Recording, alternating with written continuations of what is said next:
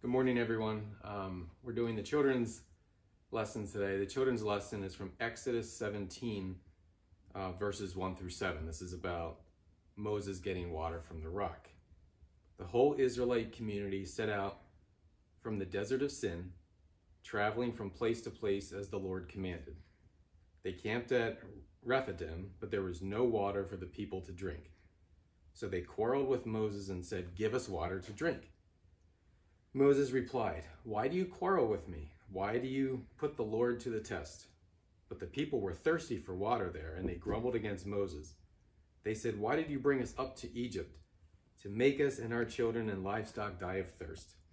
Then Moses cried out to the Lord, "What am I to do with these people? They are almost ready to stone me." The Lord answered Moses, "Walk ahead of the people. Take with you some of the elders of Israel, and take in your hand the staff with which you struck the Nile, and go. I will stand there before you by the rock of Horeb. Strike the rock, and water will come out of it."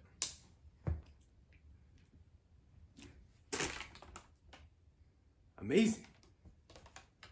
So Moses did this in the sight of the elders of Israel, and he called the place Massah and Meribah because the Israelites quarreled and because they tested the Lord, saying, "Is the Lord among us or not?"